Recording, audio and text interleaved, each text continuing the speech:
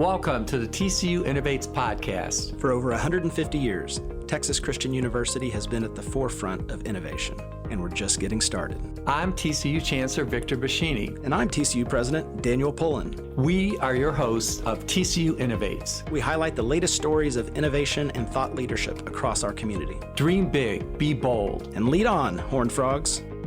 Hello, everyone, and thank you for tuning in again.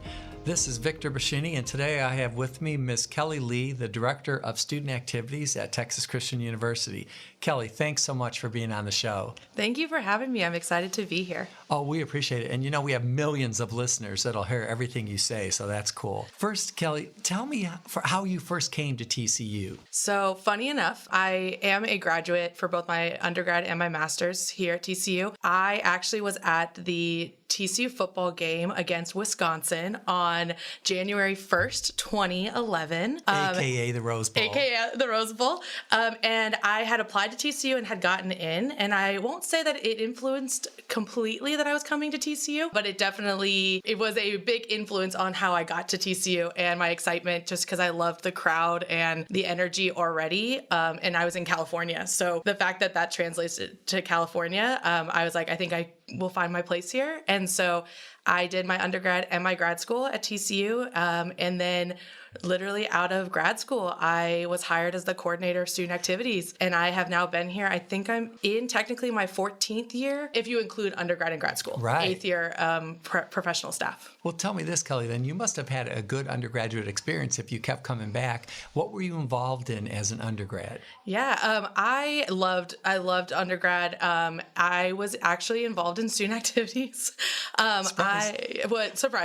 I actually started out in hall crew. So before hall crew was in housing and residence life, it was housed in student activities. And so I was a member of hall crew for Clark Hall, and then became a director and helped facilitate the operations and the supplies for all of our halls across campus. And then my junior year, maybe it was my senior year, I became the director of the crew, so our weekday programming board, and was also the operations director there. My best friend and I actually did it together. She was the operations director for hall crew. I was the operations director for the crew. At the time, we had just created The End, and I was asked by my boss at the time, Brad Thompson, if I would help him do the talent part of that program, because I really loved interacting with people and producing like the hospitality side. And he was like, I think you have a good eye for this. Would you want to do that for The End? And so that's how I kind of continued to stay involved in student activities all throughout undergrad. And then I was the grad assistant in grad school for The End and was able to learn how to talent buy essentially and how to go through a contract process and all of that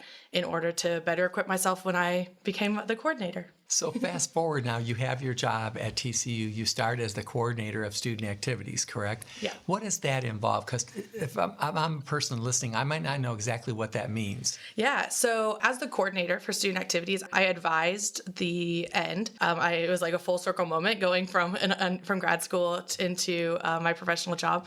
But I oversaw The End and helped to book all of our talent and work with our students, directors at the time, to cultivate our schedule for that. But I also got to oversee Frogs First, Family Weekend, Homecoming. I was really a support system for, at the time, Brad Thompson was the assistant director. And so I worked with him in how to reimagine those events as we go forward every year. But then also kind of taking a little bit at a time every year, took a little bit more responsibility and got to really imagine what those traditional events could look like. As the end events change every year, the traditional events are staple. And so it was like we wanted to be able to create something new and different every year so that it didn't seem so traditional, but they were traditional events. So that's kind of what I got to do as a coordinator. I really supported our whole entire student activities team, whether that was working through budgets or helping just put up barricades for a concert or be the guide for SuperFrog through tree lighting. And one of those things, any of those things I did as a coordinator and kind of developed that as I went up from coordinator to assistant director and now director. And now how long have you been director? I am coming up on my year in January. And what I think is so cool about it is, one, you did this so many things as a student. Now you're in there leading that office. But Brad Thompson, who you work so closely with, is still around. Yeah, I'm very lucky. In my head, never imagined that I would ever be able to be director. And watching Brad do what he does, I was like, oh my God, that's what I want to do, and that's what I want to be. And so as I'm coming up on my year, like reflecting on that, truly, like I have had the opportunity to really cultivate my team. My team includes 3 professional staff members and 3 graduate assistants, and getting to see how, as a director, you get to mold and help support them in their journeys and really get to hone in on the idea that all of our events are student focused, and all of my team's mindsets is that our students are at the forefront of everything we do. And so getting to see how Brad molded our team at the time, but then I get to now do it with my team. And he's just so supportive. He's still here on campus, which is great. And so if I ever need anything, or I'm like, hey, do you remember how we did this? Like, can you just jog my memory? He's been a great ally and resource, but now he's just a really, really good friend and just somebody I love seeing around campus, and getting to hang out with him and his family has been a blast. But that it's really cool to see, like, that I get to essentially use some of the skills that he's taught me, but then I also get to cultivate my own team and my own type of events and continue to improve TCU's campus, hopefully. Of all the TCU events, what are some of your favorite ones? I think I know this answer, but I want them to hear from you. So I have a couple. So selfishly, my favorite events are any of our concerts or any of our comedians that come in. Mostly because I'm a huge advocate for music and it bringing people together. Same with comedy. And so I love standing on the backside once at talent on stage and watching our students just come together and enjoy that moment. They get to sing out their hearts. They may meet somebody next to them that really loves this band too. And it's truly just like so much fun. I don't care what's happening on stage. I don't care what the talent is doing. I'm watching our students, and for them to like get to experience that, it's something that I don't feel like any other school gets that opportunity as often as we provide it for our students. And so creating those moments and creating that connection, like their positive moment at a concert or a comedian, translate to a positive moment at TCU. And it creates that culture of connection, because that can change your mindset. If a student comes into a concert, has had a bad week, right, they can have that positive moment, and then it's like, okay, my mindset has changed. I can go into the weekend, I can study for the test next week because I've had a break. I had a time to enjoy a concert, a comedian, an actor with my community, and seeing that bond. And so those are some of my selfish ones that I love, my events that I love, just because I know music can bring people together, and it's truly just a moment of a breather for everybody, a chance for joy. Traditionally though, I really love our homecoming. Myself and my coworker Addison has really tried to take homecoming to the next level. We've listened to the students on campus who are really looking for homecoming to become something. And so we've changed it in the last 2 years from just Friday and Saturday to a full week of events. We've really tried to talk to students to figure out what they love to do, what they want to see at homecoming, and really craft that. And I think that's been really cool to see just what they're doing. And Addison has really honed in on like a theme for every homecoming so that we can match our activities to that. Really honing in on the fact that homecoming is about home. And so we do food trucks that are local in order to like benefit the community and to bring out names so that students know more places. But also one of my favorite traditions, and you get to be a part of this, is our outstanding senior. It is an amazing group of students. Yeah. Even the 46 that we started with this year, going down to the 10, like it was so hard to see them go to the 10 just because you just know they're all amazing. But I really get to know the top 10 really well. I do a full week of events and activities with them. And so getting to get to know them and just seeing what what TCU is producing in our students is one of my favorite things. And so both of those, the concerts, the comedians, the live talent, but then also like homecoming as a tradition that happens every year. Those are two of my most favorite events that happen in our space. Do you think, Kelly, ever since you become the coordinator, would you remember every single musical act you've booked? I do not. Because it's a lot. Yeah, it is a lot. Because I was here for all those and I can't remember them. I cannot remember all of them, and they all blend together. Right. I'm like, oh, this happened this year. And they're like, that was 3 years ago. And I was like, oh. But in my office, I have frames of every school year that we've done talent since my senior year of college. Oh, I love that. And so I do, like, if someone is like, hey, when did you bring X ambassadors, Right. I can find X ambassadors on my walls in my office. And so that's how I keep track. But yeah, they all blend together. But at the same time, like if somebody said, do you remember when a comedian came, I can be like, I remember that moment. Like I remember what my students were excited about. I remember what they laughed at. And so I do remember the events. I just couldn't tell you all of them at once without being jogged memory. Is there one you booked, let's say one comedian and or one musical talent act that were just so fun to work with? You would have them back every day. Truthfully, I've never had a bad talent. Good. Yeah, I'm really lucky with the agents that I work with in different agencies across the country that they trust me and I trust them when they're pitching me talent to bring to campus. And I do my research on a lot of them too in case I don't know anybody. But I've been really fortunate that all of our talent, like even their teams have been wonderful. And sometimes it can be stressful in the moment. We're doing a lot of things. We're getting people on stage. We're moving them back and forth. But at the end of the day, like all of them have been super kind and super sweet. They've also been super complimentary of our space. Like, good. I don't think they know what it means. Like when they're coming to TCU, they're like, oh, it's just going to be another college show. But then they show up and like our entire setup for them, their green rooms, where their stage is at, they are like, oh my gosh, this is amazing. Like this is 10 times more than what we thought we would get. And I really enjoy that. And like, I pride myself on it. I want our talent to be excited. But one of my favorite, like, I really did enjoy all of our people. But I think a lot of that, when you say you've never dealt with a bad one, that's also you. I really mean that, and I love that about you, is you make lemonade out of lemons. And so if a problem arises, you're just going to fix it. And so I guess that brings me to my next question. How do you build that into the people now that you're leading? Because you have staff members, you have graduate students, and they're watching you. But do you do anything? I'm sure you do many things that are purposeful to lead them, but what are some of your tricks?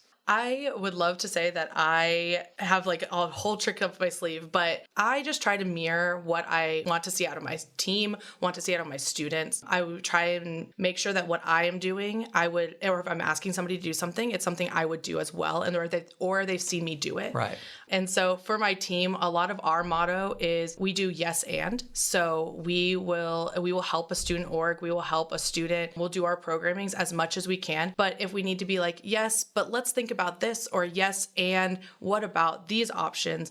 That's kind of how I teach my team, like when we're going into student conversations, what we need to do, how we're doing, like what the vision needs to be is making sure that our students know what they can do and what they want to do and how do we get them there in a safe way. We have a lot of students who have a lot of grand ideas, right, and sometimes they're just not worth it. We cannot do fireworks every day of the week. Right. But there is other ways for us to get them to what they want as their end goal. Also with my team, we are definitely the people who are like, we're going to troubleshoot as much as possible beforehand. We try to think through some other scenarios and we try to be proactive, but we also know that in our space, we can't have A through Z options. Right. Because Z is we're probably going to get to Z.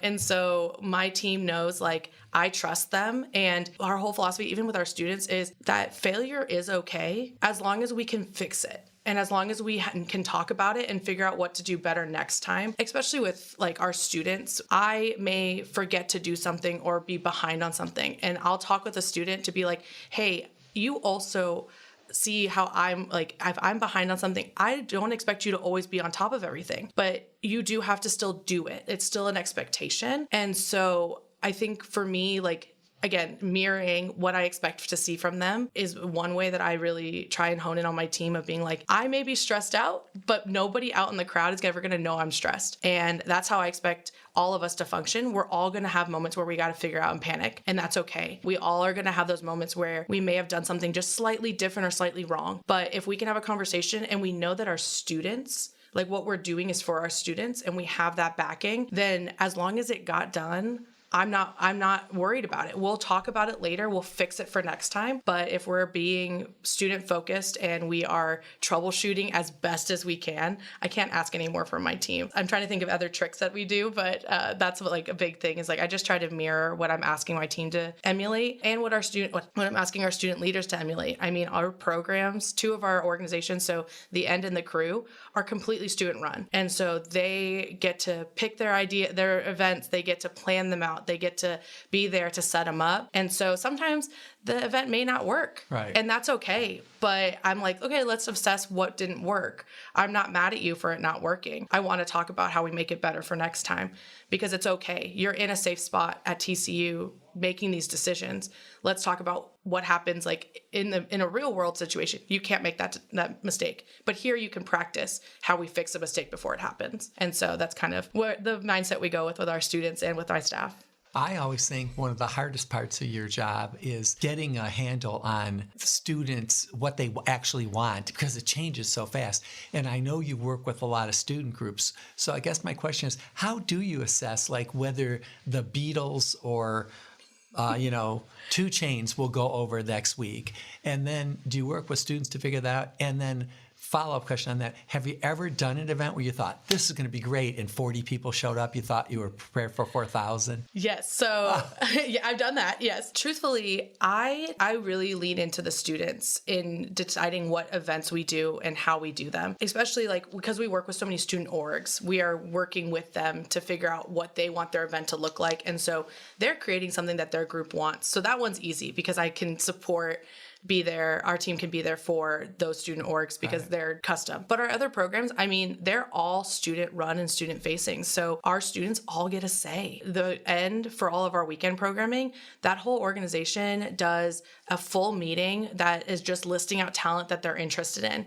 It's putting it up on social media to ask people who they're interested, who they want to bring to campus. Now, I can't bring you like a Taylor Swift, but I can look and see what talent you have requested that we could bring. And then we bring that to the table and have a discussion about it. So I really try, and my team does too, to not be the ones who say what our students need or want, and more so ask for feedback and ask for their input. We just created, actually, it's called STAC. It's Student Traditions Advisory Committee. And it's a group of students that Ryan Thorpe and Vivian Blakely are leading that will truly be an advisory committee for all of our traditional events and truly provide feedback from students about what they like and what they would like changed in tree lighting, in homecoming, family weekend.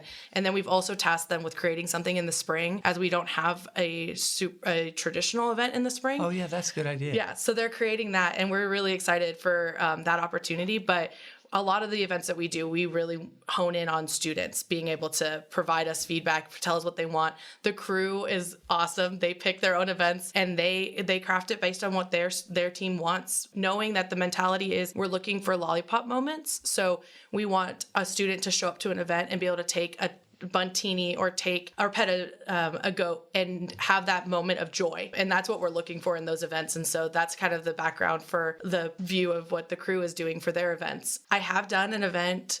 We brought a singer to campus and we thought, he was on like a reality TV and all this stuff, and thought he would be really big. But we only had maybe about 100 people show up, and we did it in the ballroom. Oh, wow. But I will say, for those 100 people, that concert and getting to see this guy up close was like their Super Bowl. Like, they came out being like, thank you so much. We know there wasn't a lot of people, but we got to have an intimate moment with that person and really got to see them. And so I always look at our events and the way we assess too. It's not always about the amount of numbers that come. Sometimes it's also looking at did this group of people get to bond together, and did they get to have a moment that truly impacted their TCU experience. And we send a lot of surveys out after the fact. Normally it's at the end of the school year, so it's not after every event.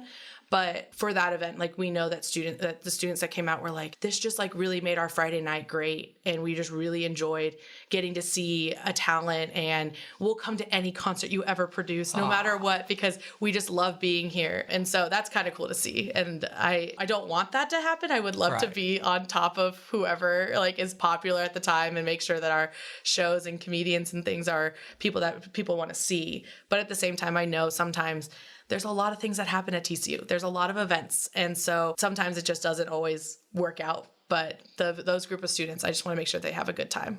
Do you personally, Kelly, do you have a preference? And just don't just say the answer. Don't Okay. Do you prefer the musical acts or comedy? Music. That's what I thought you would say. Yeah. I love me some music. I think it lasts longer too. Yeah. I mean, not only the experience, but the lasting effect of it. Oh, yeah. Yeah. I mean, there's a handful of artists that I may have known, but didn't really listen to them as much. And then now they are on my liked Spotify playlist and they circle through all the time now with all of their albums. I love it.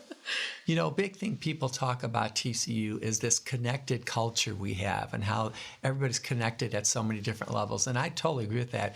And I think the fact that we have a 94% retention rate, that's one great example Yes. of that. How do you think your staff plays into that? Connection is everything on campus. We really value the relationships we build across campus. We know that all of our events cannot happen without different entities feeding into us or helping us. We also really cherish volunteer or helping and supporting other offices as well in those events. And I think that creates that connection culture. And it also shows our students that, like, if you come to student activities and you maybe don't find a student org that works for you, we can move you over to housing and residence life or religious and spiritual life. And we have those relationships that allow us to find where you are going to find your perfect fit or your group of people. With the 94%, I think too, like that connection that we give to students and we dive into with our students and what they want and what they need from TCU and from a university, I think that really helps them feel connected. Like I said, a lot of our events, I'm always about like what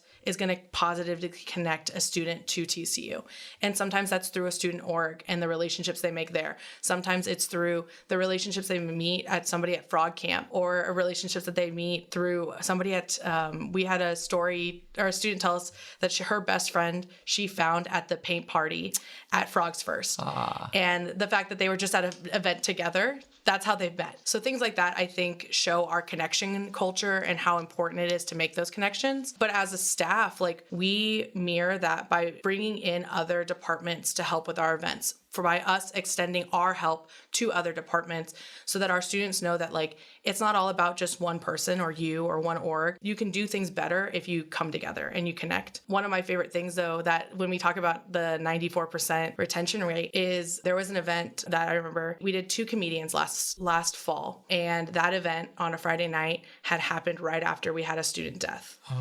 And we had good ticket sales, but not a full sold out house. And so I was like, okay, this will be fine. That's no big deal. But that show, we had students sitting on the floor. We had students at the back of the room. It was a packed house because no one wanted to go out. Yeah, people needed it. Yeah, but they wanted somewhere to be together. They wanted somewhere where they could laugh for a moment, even though it is a dark time. And they just needed that community.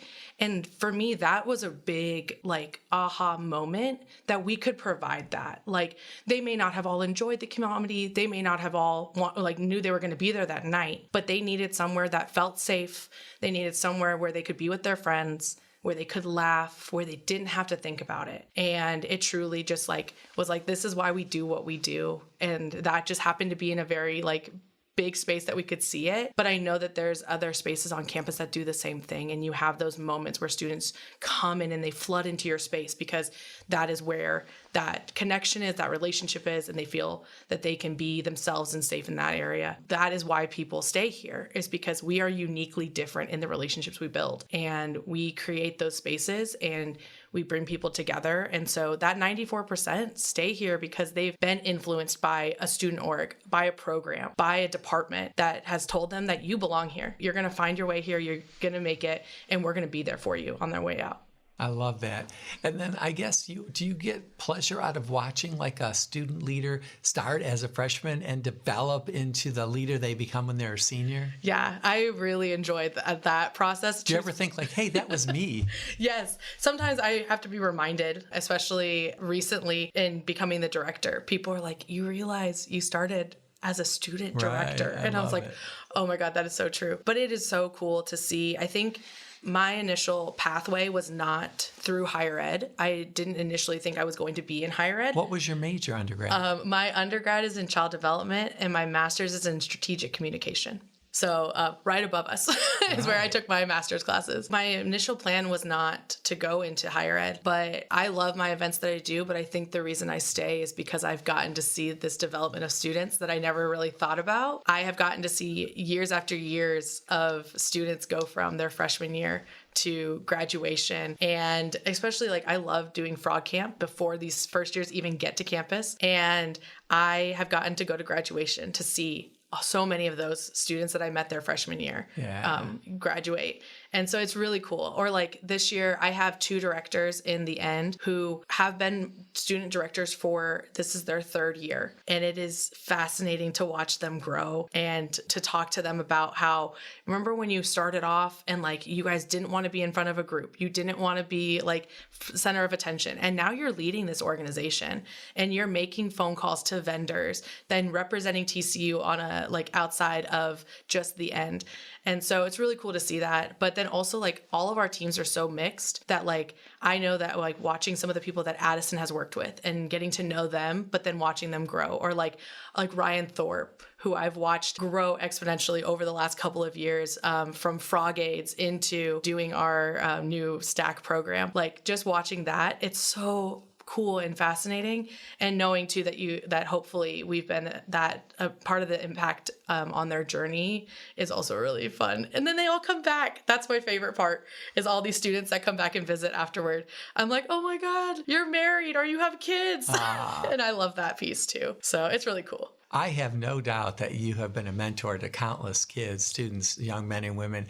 And a lot of people, I bet you don't even realize the impact you have on because you're so good. I really mean that. But who are some of your, like, who was your, I think I know who you're going to say, but who was your mentor in this? I am lucky. TCU has provided me with a lot of great mentors and a lot of people I can go to. But I'm sure you can guess who my biggest mentor, and the person I will honestly say I would not be where I am without him, is Brad Thompson. Yeah. He just started my whole journey. I mean, he saw potential in me as an undergrad and being like, hey, I really think that this could be a space for you, and just being supportive, but also challenging at the same time, and being like, hey, if you want to move up in this, like, you've got to try new things. We've got to try like different activities or put you in different spaces and meet different people. And so he's always been one of my biggest advocates, but then also one of my biggest like, hey, let's like rethink this, or like, hey, I'm going to give this off to you and you're going to go do it. It's going to be okay. Whether you're stressed or whether you're worried it's not going to work, it's going to be okay. And so he's one of my biggest mentors on this campus. And I'm lucky enough now that since he's no longer my boss, that he's just a really great friend and still my mentor and helps me whenever I have a question or need to like rethink something through. But I've also become really close with his family. And so his family's like a second family, or my Texas family, as I call them. I love that. But yeah, he's been one that I just couldn't truly be where I am today without him saying, I think this could be a place for you. And so it's nice to have him still here. And you know what I think is fun too, and you wouldn't think this because you're too modest, but think of how many students feel that way about you. That is so neat. Oh, thank you. Tell me this. Okay, here's a big question everybody's going to ask when they're listening to this. What's going on at this year's Christmas tree lighting? Anything different? Anything new? Yeah, so December 3rd is tree lighting this year. First time in a couple of years it's been in December. We're super excited. We recrafted it a little bit last year just to keep being innovative and creating something new. This year we are doing the same thing. The layout should be relatively similar, but we are still reimagining and taking in some of the feedback, both things that people liked and things that people would like to see differently. And we're taking those factors in and not recreating the whole thing, but making it hopefully more of what people will enjoy. We have about 14,000 people that show up to our tree lighting over the last couple of years. And so we're trying to make sure that the space is safe for all of those people to be here, but also still providing that TCU purple carpet feeling of, hey, we're celebrating the holidays and we're all coming together. It's the end of the year. So we're excited, and it's going to be fun. 6:30 to 8:30 on December 3rd. And we're still having the free hot chocolate, right? Oh, 100%. That's what gets me. Yes, and the kettle corn. Oh, good. And we'll be visited by SuperFrog and Santa. So, is there an act at this year's, or are you allowed to say that? There is an act, and that's a great question if I am allowed to mention them or not. But yes, Drew and Ellie Holcomb will be returning to our tree lighting this year. So it will be a lot of fun to have them back on campus. How many students does it take to put something like that on? Because, I mean,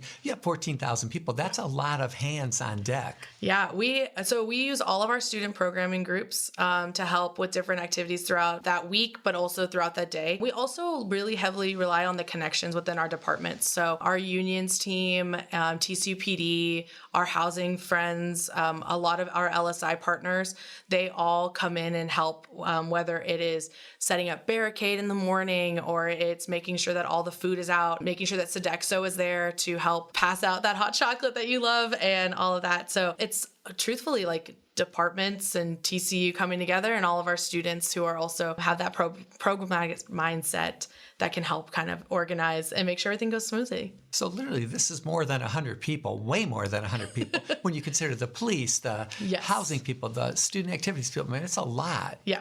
It is. And I'm so grateful for all of them. We truly can't do a lot of our events without a lot of these people. So it's probably over the whole course of the week, too, it's probably about 100 people coming in and out of that space. Maybe not just doing tree lighting, but doing other events and activities that are based around that week of just celebration of the season.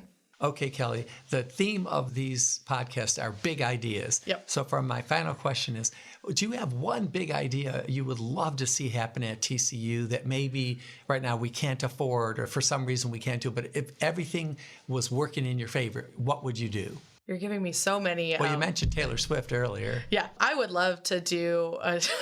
Taylor Swift is always a dream. You know, I don't know if it's one specific thing that I would do. I don't know if you know this about me. I'm a huge Disney fan, and so for me, TCU truly is a purple Disney World. Right. And I think what I would love to continue to do is, in true Walt Disney form, is to do the impossible, as he is quoted multiple times. I want to continue for TCU to strive doing the impossible. And once we figure out one impossible, going on to the next, in really being innovative in what we're doing for our students and creative and making sure that TCU continues to be a space that students want to be here for their whole time at school and that they feel welcome and they feel connected. If I could do something really big, I would love to do, like, if I was being honest, I would do like a huge concert series.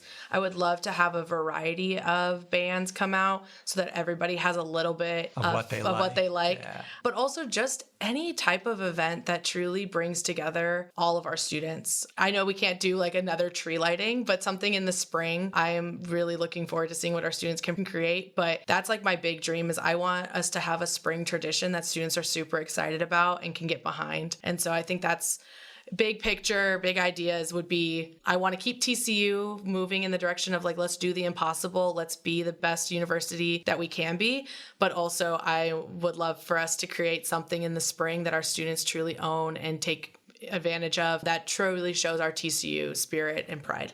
I would love that too. Well, Kelly, we appreciate you being here today. And the other thing I just have to say, Kelly Lee, is that I think we're really lucky the day many, many years ago at the Rose Bowl that you decided, I might go to TCU.